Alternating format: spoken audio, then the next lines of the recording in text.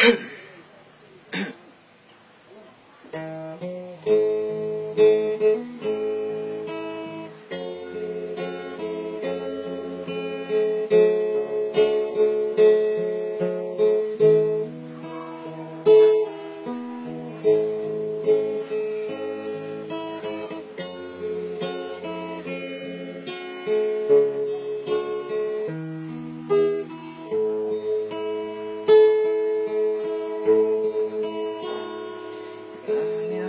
sang tỏ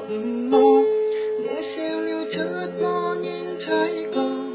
treo nhìn thị phong cho xăm nhìn hẳn mô chân đó mỗi chỉ quân thiên lý ăn to chế với liều trên mét mô kia to không ngã bù ô giết thiên quân kỳ khôn mô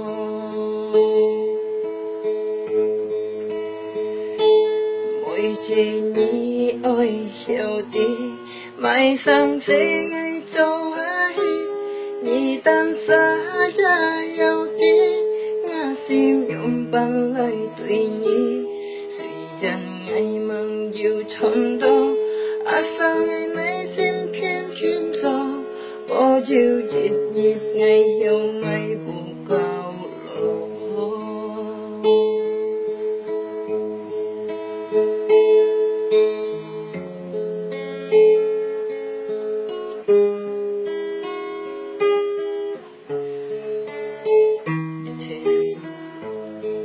重要去改天走。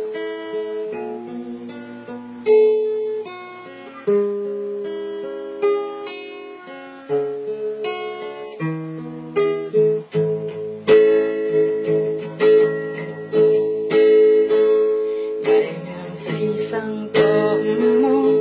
một suy lưu chút mò nhìn thấy có treo nhìn thì phong cho sang nhìn ăn ngủ chân đó chỉ cùng thiên lý ăn tao chạy với liều trên mét nó kia cơ không ngã bù ô dê thiên quân kỳ hồn mô